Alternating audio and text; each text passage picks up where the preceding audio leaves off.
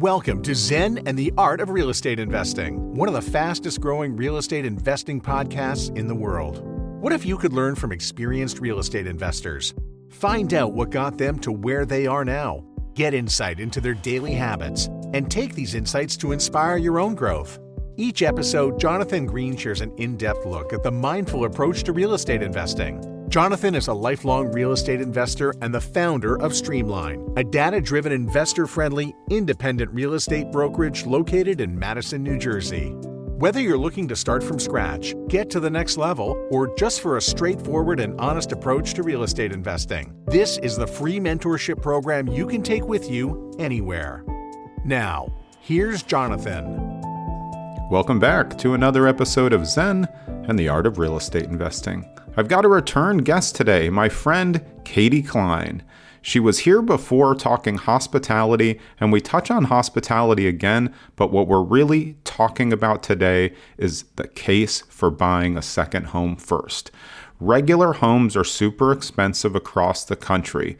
Everybody's saying there's an affordable housing crisis. It's hard for first-time home buyers to get in. The new median home buyer, first-time home buyer age is 40.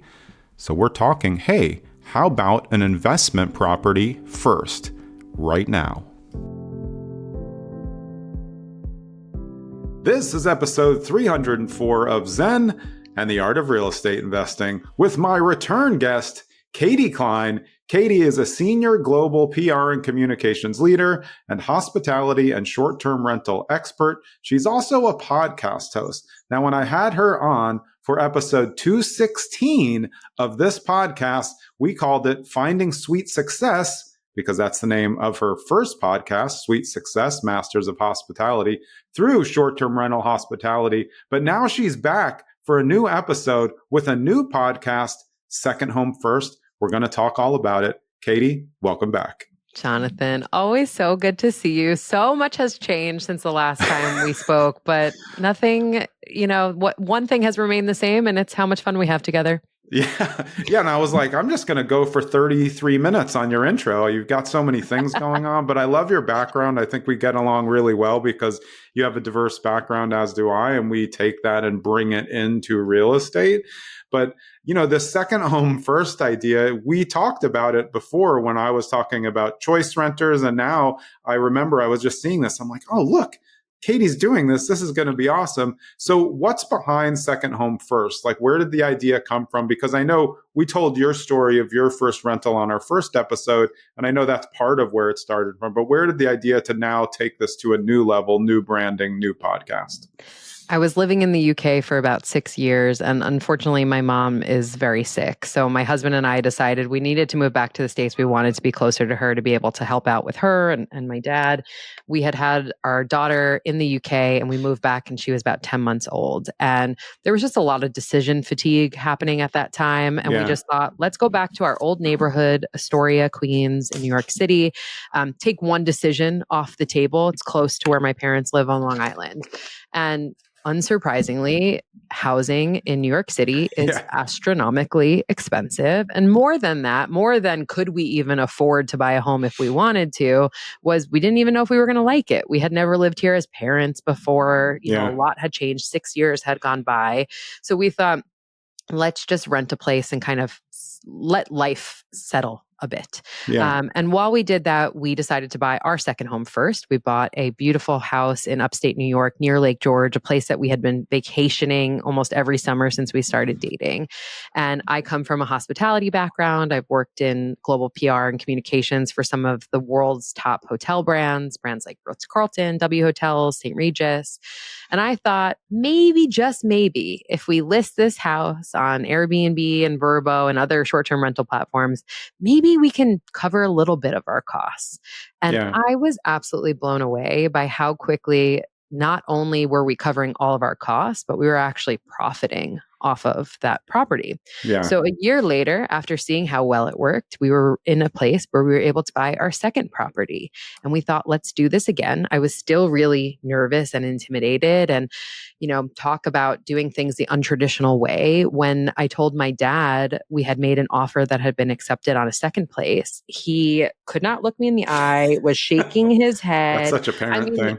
Literally as if I told him I had like a life-ending addiction. Yeah, Like that was the response. And he was just like, I'm really worried you're overextending yourself and you're going to own two places, but you're not going to live in either of them. Like none of this makes sense. Yeah, wait, is your next podcast third home first or third home second? I mean, I see something coming down the pike here. Go ahead. You never know. You never know. I didn't think I'd have two podcasts a year ago. So here we are. But it was only like a month after that second property was live that I saw, wait a second, this isn't a fluke. This is an actual strategy. And I think what really blew my mind is buying your second home first is almost like a retirement account. It has all these positives of the long-term investing advice that we get. We get appreciation, we get equity growth, a lot of things that you would get if you invested your money in a 401k. Right. But you also get that short-term gain. I mean, I just told you, unfortunately, my mother has Alzheimer's. She was diagnosed at 59 and a half years old. Yeah, that's crazy. We don't necessarily get golden years. That's not a guarantee for us. So being told, don't have a latte today, save that money. Oh, bad millennial, you just ordered another avocado toast. You're never going to be able to afford a home. Save your money so that when you're 65, then you can really live it up. That really wasn't jiving with me. And now this summer, we actually bought our third vacation home. So we now have 3 properties. And I really just want the podcast and everything within the second home first world to show people, number one, there's another way. And if you feel crazy and you feel alone the way I did when my dad was shaking his head at me, I'm here to tell you you're not crazy. And other people like yourself have been doing this already. And number 2, it's possible. It's possible to own a vacation home, which is something that when I was growing up, I thought only rich people had vacation homes. And through this strategy, I really believe it's possible for everyone. Yeah. Do you think that just the word home has something to do with it? That when people think, like, even when you're thinking second home, it's like, well, then that means I can't make money off it. I live there sometimes. That's not the case. But like the way that we define home is different for everyone. And I think people take the kind of generic description, which is the place that you own and live, which you're proving is not the case, right? You and I were laughing the other day when we were chatting, and I told you it wasn't until after that second property started working and making money that at that moment I thought, oh, maybe I am a real estate investor. Because I think there's such, you just kind of have that, you don't feel comfortable calling yourself that because you think, oh, that's, the guy over there that has so much more money and 100 property is like, I'm not a real estate investor. So I think when we think about home, and the reason why that's such an important word to be used in the second home first world and podcast is the people that I'm talking to are not people who thought they wanted to be a real estate investor. They're not people who thought that that was possible for them. They're just people who would love to have a vacation home. And for many of us who live in high cost of living cities, which typically comes with small square footage, there's just so much of life that we have these city-sized limitations on, where if I thought about, I'd really love to celebrate my daughter's birthday with my family and my husband's family, I don't have enough space to do that in my apartment in New York City, but I do in my second home. And so I think what you're touching on there is this emotional feeling of home and being able to buy a place that gives you those long-lasting memories that you can picture sitting around the fire pit with your kids and toasting marshmallows or having movie nights on a really oversized couch that would never fit in a New York City apartment. You'd have to saw it in half just to get it up the stairs. Exactly. Literally. Like that is what is appealing to people like myself and I think other people who would be interested in this, as opposed to like, what is your cash on cash return? What is, the kind of real estate metrics? Now, I think that comes, and I think that Yeah. that's important to learn. Like, you want to know, okay, this is what I'm going to be spending and this is what my property is going to earn. But I think there is a different approach from people who just want to have a place to build some beautiful family memories together versus people who are thinking, what can I do as a real estate investor? Yeah, when you were talking about it though, and the trappings of home though, I'm thinking like maybe some people are almost territorial over their home, meaning like even if they get the second home first, now it's their first home, but they're not going to live there. So now they feel like, oh, I don't want a bunch of strangers in my house. And now you're like, well, now it's not a good investment. Do you think that people get that idea too? Because I mean, I think like that. Like when I think short-term rentals that I want to use, I think like, there's going to be a lot of strangers sitting on my toilet. It's weird, but so there is a mindset shift where you have to kind of shift into a little bit of investor mode. But then also, I think if you put your hospitality hat on and people in the hospitality business, you can say, well, we're creating a home for a lot of people. And that's a nice thing. Also, I think you're totally right. People get that ick factor of like, I don't want other people sleeping in my bed. That's something I hear a lot. Or like, they're going to mess up X, Y, and Z. And I get it. But I do think. Well, yeah, don't put a Basquiat in the living room. I mean, that's just a bad move. like you said, with that hospitality mindset, when you go and you stay at a hotel, you're not necessarily thinking like someone slept here last night and someone else will sleep here tomorrow night. You're just thinking like, this is my space right now. Yeah. And what is it that makes you feel comfortable? Well, there's been professional cleaning, that the linens have been changed, like certain things have been set up just for you.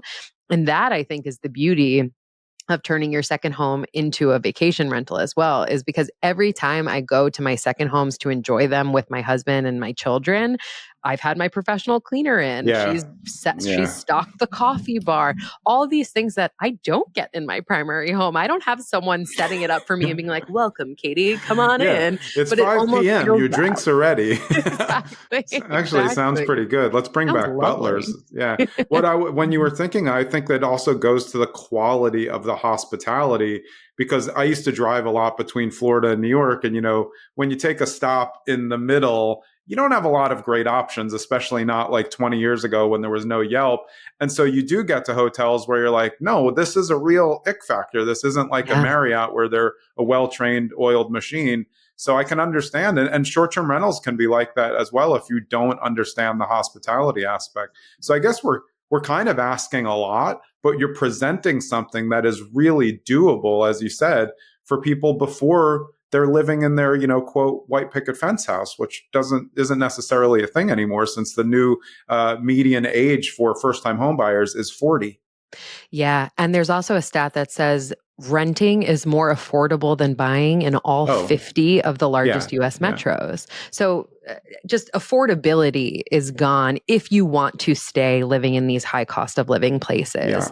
And a lot of us want to be here or have to be here, right? And so that's not an option for us necessarily to leave. So what you're seeing is a lot of people start to say, okay, well, I'm going to like save and try to eventually buy the 1-bedroom apartment for $1.2 million. And eventually then you're kind of like, wait, so once I get this 1-bedroom apartment for $1.2 million, every month my mortgage is so large that I don't have money to do anything else. I can't save. I can't invest it elsewhere. So for me, I'd rather say the apartment that I rent in New York City now, to own it would cost me probably $2,000 to $4,000 more a month in a mortgage payment. Not to mention like, let's forget the astronomical down payment and closing costs that would have came with it. So I can afford a fairly nice apartment here for renting it that I couldn't afford for buying it.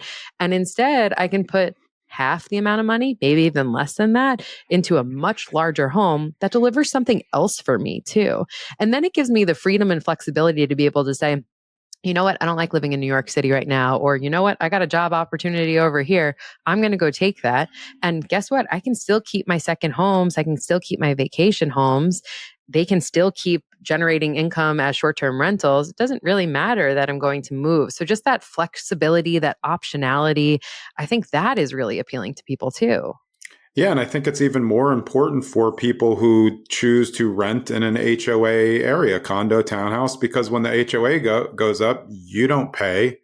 But as an owner, insurance costs go up for HOA. HOA can't pay. They have special assessments. You're just cruising along as a renter there at the same rent. They have problems, but this is why, second home first for people who are apartment living in cities, as we're talking about, seems like a great idea, because then you can also get out of the city whenever you want, or you just use it, the way that we both think of it is, hey, when people aren't there, they book when they want, and I can just use it when it's available. Exactly. Exactly. I think also as we see the rise of AI and starting to have to really discern what is human, what is AI, we're in a really interesting time of what's going to come next. But what we know for sure is humans are humans, and we're Yes. going to want spaces to gather together, to make memories together, to do those offline things that AI can never replace.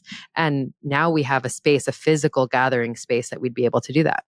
Yeah, I completely agree. We have a loneliness epidemic, even though we're, quote, more connected than ever. And spaces like this, especially because people who become good operators, like you guys are on to now your third, then you start to think bigger. And I what I like about it is that now there's so many investing retreats, wellness retreats, and they're using people's investments as the hub for super connection, 10 people getting together. It's just a great thing. People need to be brought back together more, not kept apart. And, sure, hotels do it, but it's a different environment. You don't have the creature comforts that you have. And, that's why I was always a short-term rental guest. I don't like hotels. I don't feel at home in a hotel. It's just not for me. And I think a lot of people think once you have kids, it's a no-brainer, Yeah. unless you want babysitting. There's no laundry. There's just nothing there to do. I personally love hotels, and I will always love hotels. You were in the business. I think for a weekend, I think it's awesome. But I'm weird. I put the do not disturb sign, and no one will enter my room no matter how long I'm in a hotel. Do not come in. Don't change my sheets. Don't touch anything. Don't look through my stuff. I'm just a weirdo. So it doesn't work a long time for me. No, it's true. And I think what we talked about last time too is that you don't have to be one or the other. So exactly what you just touched on with, now I have 2 children.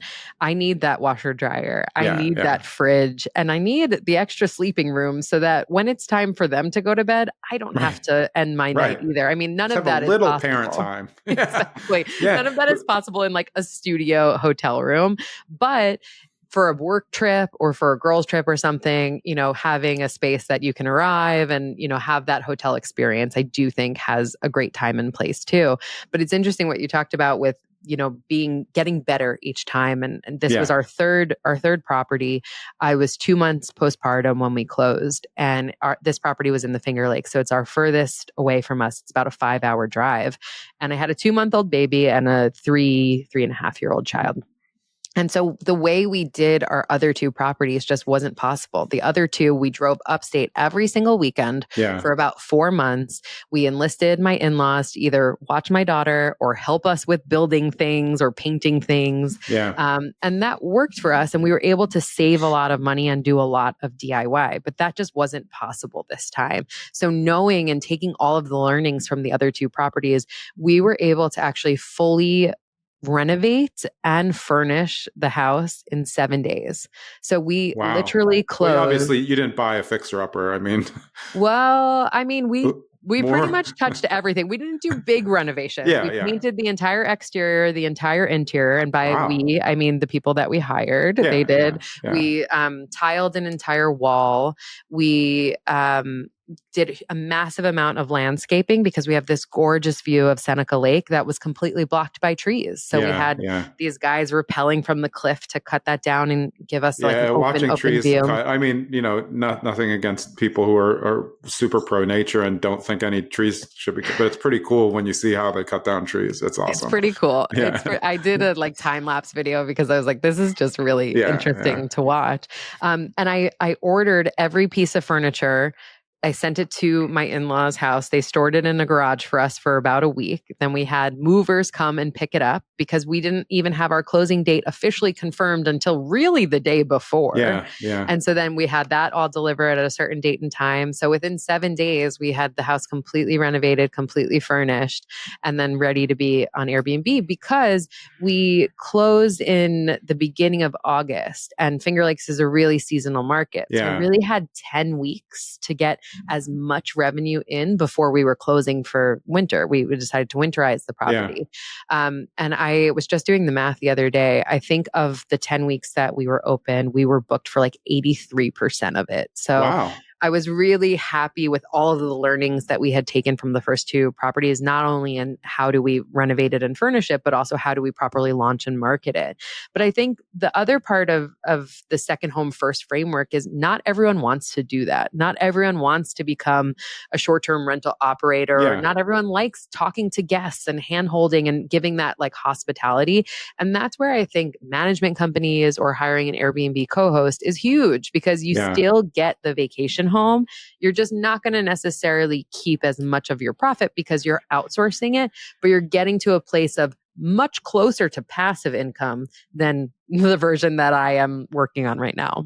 Yeah, I think people have to kind of trust their temperament and find reliable people that they know, other friends of theirs or colleagues. If you're just cold looking for people, you may find the wrong people. It's great to get to meetups, meet other people who have second home first, and then they can say like, oh, well, how'd you do it? You're going to get much better recommendations. Obviously, listening to us, they can get some great recommendations, but we're not here saying, hey, use, Bob Smith. He's a great 7-day contractor. That's not what they can get because it's a big investment either way. But I know this is one thing that we talked about when I just did your podcast, Second Home First. What do you think people's, mindset is that holds them back? I know you touched on it a little bit, thinking like, hey, only like rich and fancy people have a second home. Yeah. Do you think that's part of it? I know we talked about that. You know what's interesting? I kind of felt like I might be onto something when I saw so much more hatred towards this idea than I did with my first podcast. So with Sweet Success, it's a really hospitality industry focused B2B. Yeah. Think of like Diary CEO style conversations, but with people in the hospitality space. This is obviously meant to appeal to a much more broader audience. It's people like me who just thought, I never thought I could own a second home. This is really interesting. And I have been seeing a lot of backlash, whether it be on YouTube or social media, of people going like, well, that's stupid, or that's ridiculous, or like, why would you throw all of your money away on a second home when you don't even have a primary home? And I just they think clearly that don't get it. yeah, it says so much about like the state of our world right now that people would rather throw hateful things as to why this is dumb than just actually listen to it. And then you might say, not for me. And that's totally fine. But I think, like you said, a lot of us think there's one way to do things. Go to school, get good grades, get into a good college, get a good job, get married, have 2.5 kids, have the golden retriever and the white picket fence. But like we talked about, it's so expensive right now to be able to do that maybe we need to rethink this American dream and have a different approach of it. Because I do think a lot of people understand the value of real estate. They see how this is an important asset class to invest in. And it has been for centuries, really, for decades, I should probably say instead. But at the same time, maybe the way that it's been done in the past in terms of buying your primary home, maybe that's not the best or most effective path for right now. Yeah. I mean, why, if you choose to rent, should you be forced to only invest in stocks and your 401k? Like what makes a 401k better than real estate that could appreciate and cash flow, and you can directly value add to real estate, where you can't go get a 401k, let them do some stuff, and then go do a weekend project and it goes up in value 50,000. Right. Like, no, that's not it. You have no help over that. So, and take away the weekend project, you could just go have a fun weekend. Can you have a fun weekend in your 401k? No. Right. Yeah. Can you get tan there? No, you can't. You can't get out of town. Yeah. I mean, I think everybody who, the online vitriol space where you're just posting stuff, for yourself, hey, I have a new podcast, and people come on and smash it. they just have their own issues. They're probably, not able to afford a first home. So they think that in their short 11 milliseconds that they reviewed this, that you're saying everyone should get, a luxury home. And this person, whoever it is, this online avatar who's mad, probably could get it. If they just wrap their head around it, they might think it's a great idea. Yeah. People have a hard time kind of taking themselves out of the equation. So and I've gotten a lot of online hate over the years. I just learned to ignore it. I just feel like it's always about them. It's not about me. They just got their own stuff going on. For sure. And I think it just shows like we just need to listen to each other a little bit more. And again, if it's not for you, that's totally fine. But this all came about for me. I wasn't like, let me figure out the best strategy for wealth building when I bought my second home first. I just was like, I'd love to have a vacation home where I can make memories with my family and friends. And hey, maybe if I could make a little bit of money doing it, cool. That sounds pretty exciting. And then seeing the unlock that happened, and then now seeing it work not 2 times, but 3 times. I just want to shout it from the rooftops of, hey, if I can do this, anybody else can do this too. And so I think it is a bit of the unlearning of there's only one way to do it, or the right way to do it, or that something is wrong in doing it. And also just be willing to experiment and try. And one of the beautiful things about real estate is if it doesn't work out for you, if you don't like it for whatever reason, it is a good. You can sell it to somebody else. Yeah. And of course, you want to do it in an intentional way so that you're not losing money, of course. But at the same time, like the worst case scenario here is not really that bad. No, it's liquid. You just put it on the market, and you just, as long as you're going to get a price. Like I always say, there's a price for everything. If it's not selling, it's just priced too high, whether you're next to a cemetery or something else. You're going to sell it. It's not going to sell unless you have some, someone will buy it for some price where you're going to probably make back your money, unless you just made a horrendous deal, which pretty hard to do in America, unless you're turning and selling in a month because you just decided, hey, it's not for me. Then, you're going to get some dumb tax on that anyway. Yeah, I loved having you on Second Home First too, because I think what you shone a light on was that working with an agent who knows this space, who understands short-term rentals, or if you're someone who wants to do creative financing or just has a different approach than I am buying the primary home that is going to be the house that I live in forever, you really need to work with somebody like yourself who either invests as well or owns a short-term rental or operated a short-term rental, because they're going to be able to open your eyes to things that, especially as a first timer, you're not aware of. Things like, hey, did you check the regulations and make sure it's actually legal to be able to rent your second home here? Or if we look at the competition in the area, this is how we can check how much money this house can actually make. And then look at those numbers together to say, this is a really good deal, or, oh, this is going to be really tight. Does that meet your goals? Yeah, I always think that at least for me, when I'm looking at AirDNA, what I love about it is that I can see what the competition is.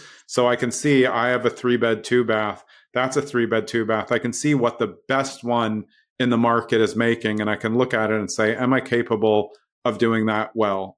Me, I think I always can because of my experience, but I think it's helpful for new people to say, like, that looks like it's going to cost more than I want to spend. Okay, well, let's start scaling down. Instead of 120, let's see what 80. And then they look at 80 and they're like, ugh, that's disgusting. Like I could just bare bones it at Bob's and do better than that. Yeah. Hey, but don't knock Bob's. I got a couch from Bob's. I love Bob. My kids, lots of stuff. But I'm just saying, like that's the type of thing. It's, first of all, it's also like one-stop shopping. You can literally get everything. It's great. You just haul up the U-Haul and bring it in. But yeah, I think a lot of what we're talking about are really mindset shifts, because that's what we're asking of people, to open up a little bit and think differently in order to give themselves another option, right? What's also interesting in what you're touching on too is thinking about you and what you want. So when we bought our place in Lake George, I was looking on Airbnb because this is, as I said, an area we've been going to for 10 or so years. And I know that I want to continue to go there. When I looked on Airbnb, I was really surprised that the quality of places were bad iPhone photos on the listing, or really bad design. A lot of like the black and white plaid with a pop of red and lots of bears everywhere. How many years ago was that good? This is like 2-3 years ago. Like it's not even like that. So when you see something like that, you're able to say, well, I want to come here. there's not really a lot of places that I would want to book here. If they are, maybe they're very, very, very expensive. Yeah. So, wow, there's a real opportunity here that if I just build something tailored towards me and my family and what I want, there's most likely going to be other people like me who are looking for the same thing. Hey, it's Jonathan. I hope you're enjoying the return episode with Katie Cline. I'm sure you can tell how much fun we have together. So I've been on both of her podcasts. She's been on this podcast now twice. And if you want to get into buying your second home first, to really learn about the possibilities so you can do it, you can tell your friends, and you can consider this alternative option, go to buyyoursecondhomefirst.com. All of Katie's info for the new podcast and that plan is there. Let's get back to the show. Yeah. One thing that I think is really important about this discussion is that it's also here to prove that not every short-term rental has to be the ones that you see that are making the 250, that have, the gyms and everything. You don't have to build an Airbnb. That's not the only profitable way. And you also don't have to go for scale. Mm-hmm. For second home first, to me, like if you're at break even, great job. You have a free weekend home. Like that's your worst case scenario. Yes, yeah. You have a place for free vacations. And guess what? In 20, 30 years, if you want to sell that property, it's probably appreciated quite a bit as well. Right. And you never paid for it. And that's the thing. Like, again, if we go back to the 401k or retirement account analogy, in order to have your money grow in a 401k, you have to put your money into it. So the beauty of this is, of course, you need a down payment, but again, there are creative financing strategies that could make that look smaller. Or you could do a vacation home, a second home loan, which is 10% down, something that a lot of people don't realize. Once you have spent the money to acquire the property and set it up, which my husband and I always take out a 0% interest credit card that has a 0% interest for 18 months. So that this way we can furnish the home and then we can pay it off as we start to actually generate money from the property. Then every other contribution towards your mortgage is paid by somebody else. And to me, that was like mind blowing that I can own this place. I can go to a place that I wanted to go anyway and have these free vacations and own an appreciating asset. And none of it is my money being put into it. This is incredible. Yeah, I mean, I think that's the mindset, and maybe that online trolls, those people, they need that shift to say like, wait, now this is starting to sound better. I can get the down payment in, say even have to raise that down payment, but I get it in, and now I can go to a place. Really, I mean, even if you have high occupancy, you could probably go 15 times without a problem. Like no problem at all if you're a little bit flexible. And at the end of the year, your worst case scenario is just full on break even. Like it's just a zero. And in 3 years, the 50K is already obviously produced back. So you're fully profitable. Or you're still, even if you're still break even, it's still good. It's free. Yeah. I mean, if you can make something free, and I think you can if you do it the right way, I think you can make it free in the first year, obviously depending on your price point, down payment, and all those options. But if you're using that second home loan, 10% down, and you're not, you don't have to spend. And again, I think when people hear vacation homes, they're thinking, oh, this is $1 million. Like we're not talking about $1 million homes. Like you can get homes in these areas for like 2 to 4 to 500,000 that can really produce a lot of income, 100,000 a year. In our first year, we were profitable, and I think we were booked for 90 nights. So 90 nights out of 365 days of the year was all it took for us to be able to cover our costs for that first year. So like you said, plenty of open days that I can say to my family and friends, hey, house is open this weekend if anybody wants, or I can go and enjoy it, or we hosted my daughter's first birthday party there. So having these like really indelible memories made in a place that is also a smart financial investment too is really great. Yeah, I'm just going to give a nugget because we talked some agent stuff on your podcast. But if you're a real estate agent and you have money to invest and you're thinking of all these multifamily situations, what if you bought this type of second home first, short-term rental property, and then you have all these clients who they need to sell? You can put them up there. You can put them up there when their house is on the market so they can go away for a week so it's easier to show. when buyers are coming in, you can give them, when they close, you can give them a free weekend. There's so many other opportunities. Like you said, if you can be profitable in 90 days, now you have a lot of scale about what you can do with the other time. Maybe it helps you creatively to go up there. You can bring in family, like you said. It's just a great asset to have. And as we were saying before, you're not getting a weekend in your 401k or your stocks. You just can't drive up there and have some fun in the backyard. It's great what you just said too. First of all, it proves that really untraditional thought process of like, hey, did you ever think about it this way? Second of all, for an agent who owns something like that, that's going to attract a whole bigger pool of buyers now because they have the experience firsthand. Right. And even what you just said about like, instead of that closing gift, being able to say to your new clients, hey, want to spend a night or two at my gorgeous vacation rental? I mean, how cool and what an amazing memory that you'd be able to give someone too.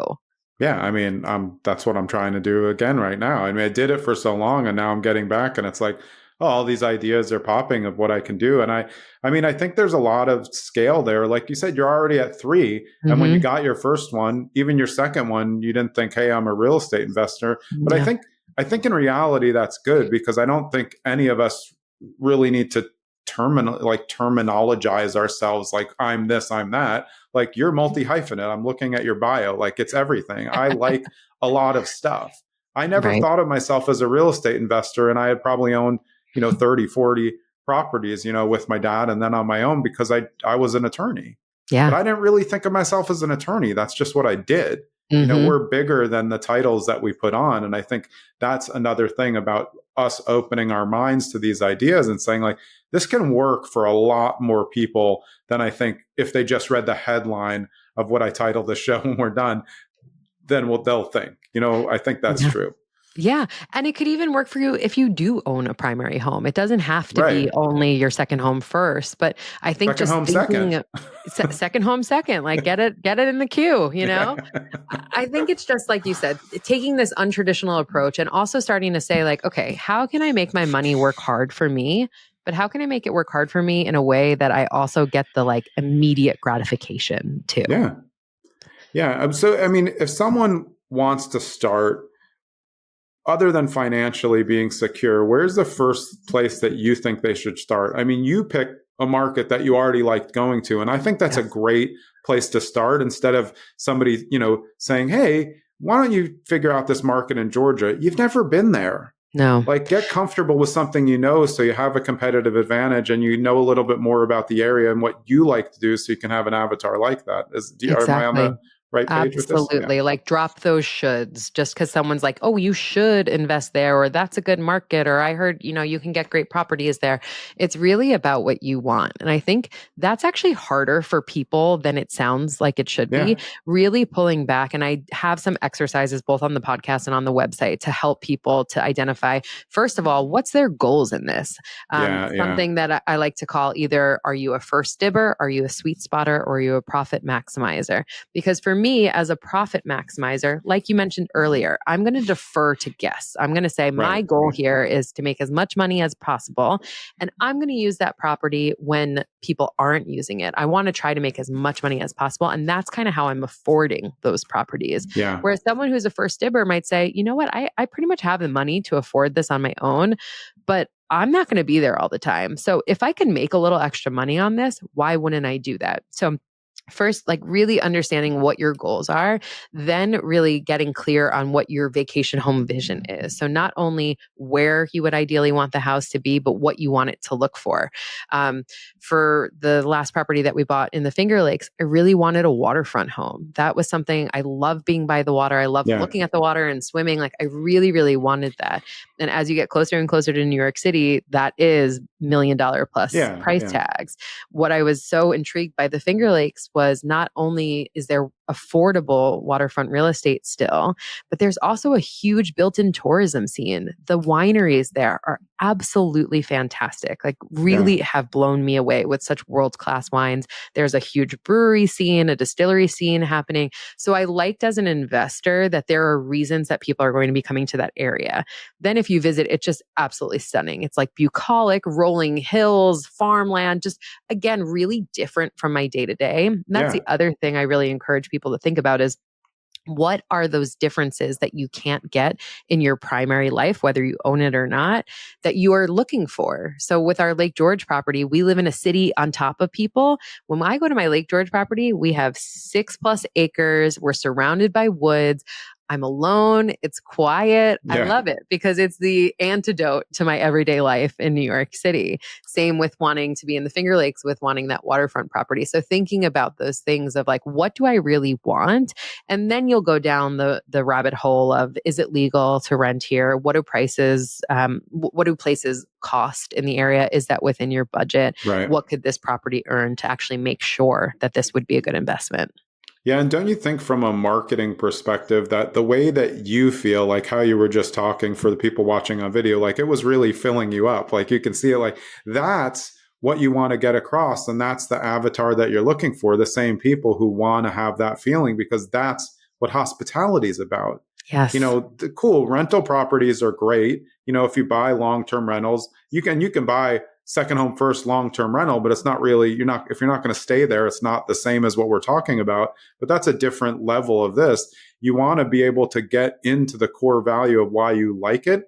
And I think something important that's come up twice, I think that people forget that they're still a part of the investment. I think that then when they think real estate investment, they're thinking, well, my personal preferences don't matter that much. Like I'll just, like when I'm investing, even when I'm investing in syndications, I like the looks of the buildings. Like I like the area, or there's something that I'm still involved in. And I think people detach themselves too much from investments because they're used to stocks that they can't control, or some employee thing that is just sitting there and occasionally makes them money. So it's like, hey, take into consideration what you actually like, because what you like, all the people like you are going to like too. And then you're going to figure out your avatar like that. And that pays off. I mean, I just started co-hosting for a gorgeous property that is in a better location than mine in Lake George. And when we were talking about how much money we earned pretty much the same amount of money last year. And they should be earning so much more money than I am because their location is so much better. Yeah. So I'm working with them now on like, how do we change the design? Because they're amazing owners. They're like, yes, let's fix it. Like we want it to be as best as it can be. So we're working together on like, okay, who is the guest that's going to be coming and staying? And as someone who would be their ideal target guest, I'm able to look around and say, here's why I wouldn't pay for this right now. Here's the tiny changes that you need to make. And yes, it will cost some money in terms of, new furnishings and painting and whatnot. But then the money that they're going to be able to make from that property should be dwarfing mine because of how incredible their location is.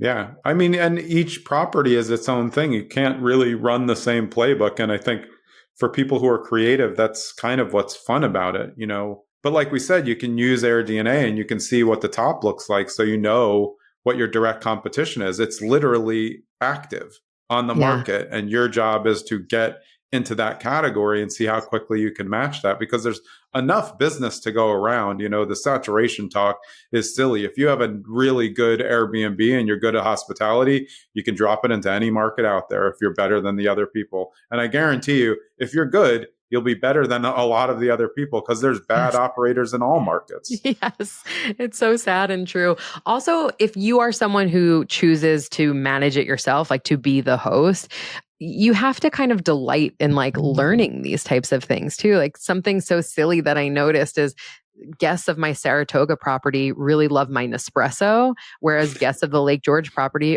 tend to be more Keurig people. So it's just like, ooh, that's so interesting. And now with Finger Lakes, Lakes is a bit further away from most major metropolitan cities, Boston, New York, than the other two are. So I'm seeing guests stay for longer as well. It's also a smaller property. So I'm usually seeing couples, maybe couples and a dog, maybe couples with like one or two small children. So that is a different experience and different expectations. They seem to be easier going and less complicated to manage when they're actually in their stay than my Lake George property, which can accommodate groups of 12. That's 12 opinions that are going to be there as well. It's also a bigger house where things could go wrong along the way. So it is really fun as an investor to almost like play around and manipulate with the different properties to see, if I dial this lever up, how is that going to respond? And therefore, how can I deliver an even better experience for my guests? Yeah, and I'm really in favor of the what I call small ball, which is these small short-term rentals. I almost feel like there's no way to lose. You're on a easy learning curve. Your bookings will easily pay for it. It's great if you can use it. Obviously, if you have two kids like you might need, a three-bedroom or something, but like my kids are older, so I can get into one bedrooms and two bedrooms, build them out, and they can go with me, they can go separately. Like I just think it's a very low bar to entry if you're doing small houses, and it gives you don't doesn't cost as much for the furniture, doesn't cost as much for the Yes. renovation, so you can really curate a very obvious experience, and no one's coming with more people. If you have a Yeah. one bedroom, maybe someone's going to bring a baby, but you're probably going to be trying to book against them because it's not your ideal avatar. It's a couple's getaway or a Right. single person's getaway to just kind of get into the woods and work. And I think that's where you start building the narrative of your property, which goes to the avatar. And you can splurge on certain things too. So, great example is in our Finger Lakes property, it's like a 650 square foot house. So, it's small Yeah. compared to my Lake George property, which is 4 bed, 3 baths on 3 floors. So, in the kitchen, which is one wall, one Yeah. tiny small Yeah. wall, I thought I really want to get like a Smeg like fridge. I didn't go for the Smeg, I went for the retro brand, but that kind of vibe, which Yeah. it was easily about 3 times as much as I would have Yeah. spent on I just have the like a small Smeg in my brokerage office because I needed to have one. I was like, is this for the large one? No, it's for this nope, little that's for the thing that tiny fits one. like 12 iced teas. All right. So we have the big one. It is very large. It's beautiful, but like I said, it's retro. It's not Smeg. Yeah. It was 2 to 3 times as much of like as a stainless steel version would have Yeah. been. But honestly, it makes that space. It really like elevates the whole room. It completely makes it feel super designed. Similarly, on the terrace, I wanted to do one of those fire tables.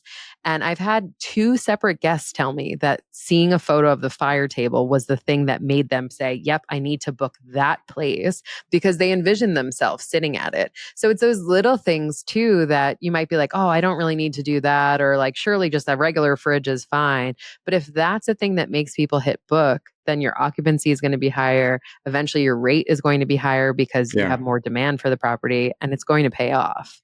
Yeah, it's why the big adjustment over the last couple of years to more experiential photography has just changed the game. I mean, the people who have people in them and you see things and the fire's going, and they're using aerials and they're showing you how to use things. I think it's just like, again, it's hospitality. You're just Mm-hmm. previewing what they can do.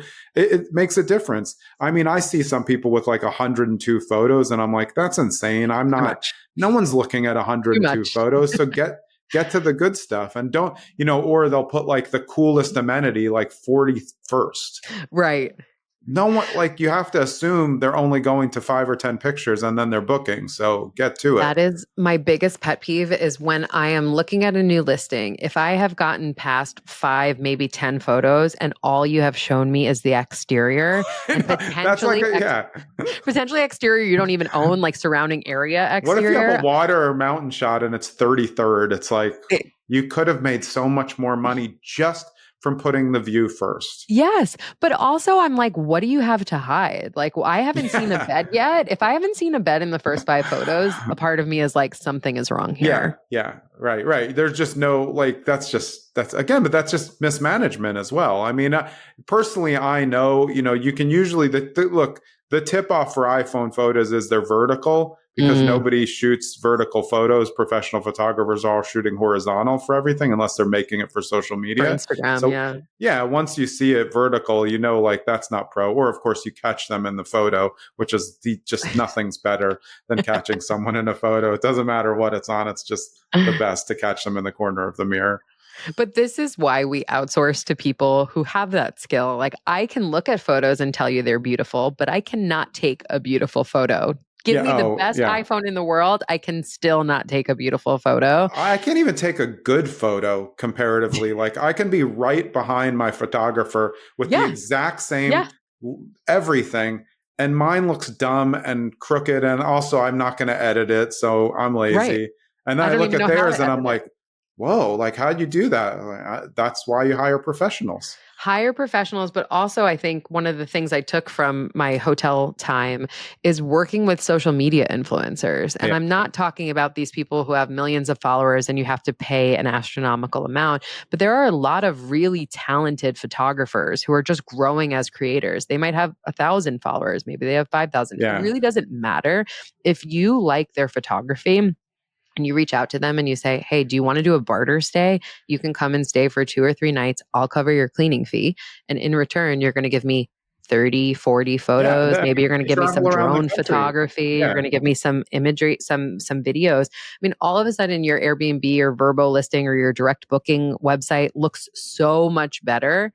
And that was all for the cost of a cleaning fee. And by the way, you also had a guest in there who's able to then turn to you and say, hey, like, I didn't love this, or this wasn't Yeah. great. Like, now you can improve it for the next one as well. Yeah. I mean, again, these are hospitality principles. And I think in the end, if we're, if we're trying to think who's ready to do second home first, you have to at least have something of a nudge toward wanting to be in hospitality. You don't have to do it yourself. Like you said, you can really hire out the stuff, but you're still the person who's going to oversee everything. And hospitality to me is wanting people to feel at home and wanting them to have a great time. And if you don't have that feeling, short-term rental is probably just not a good fit for you. Just get a long-term rental. It's easier. You get everything ready from the start and you check out for a year. I also think to what you said about like wanting to take care of people and host people, that could be your own people. You could want your second home first so that you can host and take care of your friends, your family. Yeah. If you're feeling that, then you know you're going to put that love and care and intention into the design, into the house. And then you can outsource a management company or a co-host and say, you're dealing with guest communication, with marketing, with listing, with booking the cleaners, making sure they show up, all of the logistics side of it. But I know at least the product that I'm going to give you is going to be worth it. Yeah. I mean, again, let's go back to the 90 days booked, you're at break even. So say you run a local business and you get a second home first and you have 13 employees. Now every month you can be running employee of the month and they get a free weekend, because you just book them when it's not booked. As long as you know you're hitting your 90, or you let them, you give them like 2 days during a week when they're off. And now you're like really cooking because you're not going to book that anyway. And you're able to leverage an asset that you have into like higher relationship builds and amenities for people that are important to you in your life. Yeah. Or my kids are not old enough yet, but I imagine like when you start doing raffles at school and you need to Right. contribute things. Right. Boom, when they're 2 shaking days you at your down, what do vacation you guys rental. have to offer? Yeah. Exactly. Yeah. 2 nights in off season. Here you go. Right. Right. Yeah. I think, yeah, right. They're like, so mid-July, no, it's like, going to be a bad April weekend. Yeah, right. Right. It's November 19th. Sorry. But you just get what you get, but it's still 2 days away. And I think, again, I think 2 days away is also a good way to think of it. Like, don't we all need that? Isn't it great to have something or to be able to offer that to somebody or to be able to have that in play where you can get out of it, reconnect. And a lot of this, when we're talking about this, does have to do with nature, because usually you're going to be closer to nature in some way. Even if you live in an area where you have a backyard, you're curating what you want. And like you were saying, you're coming from one place and you're going to another. So that's going to be where you have different stuff. And then you're going to attract the same people at the same distance, which is an easy way to kind of figure out who's going there, and how long does it take, because you do it. Exactly. And I like also who you become when you go to your vacation home, because you still have those creature comforts. You've been there a million times. But your weekend Katie, right? I'm weekend Katie. And I'm like, oh, let's go out to dinner. Let's walk around. Let's make sure we explore.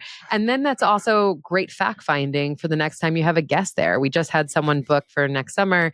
And they said, oh, we're traveling with a 2-year-old. So yes, we would love you to set up the pack and play. Thank you for offering. Yeah. And I'm able to say, I have a 3.5-year-old. And guess what? They just renovated the park down the road and she's going to love it. And just building that rapport and that relationship in a really genuine way, because you yourself are enjoying it yourself. Yeah. And that touches on one last thing that's a great place to end. If you're getting a second home first and you're going to use it, since that's the whole point, you're the best person to deliver a higher end experience, as you said, because you're trying all the restaurants. So somebody says, hey, what restaurant should I use? You're like, I would go there for like 4 consecutive weekends and try every single food place so you can really give better recommendations. The worst thing Yes. that I didn't like when I would stay is the book is clearly like 13 years old and it's like Bobby's is the best. Bobby's been closed for 7 years. Yep. There's just random menus. I would rather have a very personalized recommendation. I ate here, 7 days ago. Get this dish if you like this. Right. That's hospitality. Again, that's Yes. curate an experience for someone based on your own enjoyment, though, too. It's just such a no-brainer. I can't believe you're getting online trolls on this. I know, isn't that fun? It is. It's so fun, the research side of it too. It's like, I guess we have to order pizza again because we gotta find the best pizza place in town. But to what you're saying as well, it's how do you then tailor it too? So you have a group of girls coming for a bachelorette party. You're going to tell them to go out to a different restaurant than you're going to tell like the parents of the newborn baby or the multi-generational family. And that's great because you have probably been on a girls trip or you have probably been on the multi-generational trip in your own second home as well. So you can actually use your own personal experience to guide your guests, which is going to make them feel really taken care of, and then hopefully lead to that 5-star review, which is going to help your positioning in the algorithm and your search results. And then you're just going to have an amazing asset that's going to continue to pay for itself and drive a little bit of profit for you too. Yeah, and what better way to connect with the people in the town and the businesses to say like, hey, yeah, we just got a property here. We're going to short-term rental it. We'd love to be able to recommend so we're just tell me what the best thing to order is. And now they know like, hey, that's Katie. They're going to be bringing a lot of people and we need to do this up a notch. And that's a great to me. We always did this. I mean, it's just the way I think is I want to know everybody in the town so I can really, we were saying, pinpoint them. But then when you really know them, then they really appreciate it. And then when you're there, now you have a whole different relationship and there's a different barter systems that's going for things. Maybe you can leave in advance from the cookie place. These are just all high-end things that people can think of that I think are fun. If you like building things, Second Home First is a great build. You just have to work at it and you're going to make some mistakes, but you'll figure it out. Exactly. There's a restaurant in Lake George and Bolton Landing called The Gem, which is one of my favorite restaurants in the world. It's fantastic. So I was always recommending people to it. And then I actually started a relationship with the owner first through Instagram because she was seeing our content and I was seeing hers and I was just gushing over the restaurant. And then in the off season, they actually had some contractors coming to town to do some work on the property. On the restaurant, and they immediately thought of ours. And she reached out to me and said, hey, so it can be this really symbiotic, really organic relationship too, where you genuinely believe in what someone is doing or building and vice versa. And then how can you support each other? Yeah. And it means that your second home first can be a different hometown. You can have a second hometown. That's awesome. Who doesn't want a weekend hometown? It sounds great. Is there anything better than that? No, it's great. I love it. I mean, I just like towns. So to think you can come from your quote home and go to your other home, but you don't even stay there and your second home makes you money. Mm-hmm. Exactly. And we started Instagram pages for each of the properties. And then I would follow local businesses because that would help me understand new things that are happening in the area too. And like you said, in a couple of days, we're heading up to our Saratoga property. We're going to stay there for over the holidays. And I'm so excited because I know 5 new places have opened in town. I can't wait to try them all. And then be able to say to my guests, hey, Noah's just opened. It's amazing. Or get the gnocchi or, all those things that, like you said, hometown. If you had friends in your hometown, where would they tell you to go? That's what you get under the cover of that destination. You get to really become a local. But then, like you said, you get to make money off of your house at the same time. Sounds great. Sign me up. If other people want to get signed up for this, they can take a first step by going to buyyoursecondhomefirst.com, right? Mm-hmm. Yep. Or we're on social media at Buy Your Second Home First. And the podcast is called Second Home First, available on Apple Podcasts, Spotify, YouTube, and pretty much everywhere you get your podcast. Yep. And you'll find me. I did this last time. We did episodes we recorded on each other's podcast. So we're going to be in a race. I think mine might come out on yours before yours come out on mine, but we'll see. And the cool thing is they're always completely different conversations because each one of us is running a different show. Exactly. Everyone definitely make sure to check out Jonathan's episode. No surprise, he gave some really invaluable advice. Well, you as always did as well. I love our conversations, and thanks so much for coming on again so we could talk second home first after we first talked about sweet success. That was Katie Cline. Again, you're going to find her easily if you just look for buyyoursecondhomefirst.com and Second Home First everywhere. I'm Jonathan Greene. The siren's blaring in my town. That means it's time to go. We'll see you next episode. Thanks for sticking around to the end so you can get a preview of who's coming up on episode 305 of Zen and the Art of Real Estate Investing. And it's Brian Tran, broker, flipper, entrepreneur, business owner. We talk about it all. We talk about how he got started without knowing too much about real estate, with a little idea from his parents on how they did it wrong. We get into it all next episode with Brian.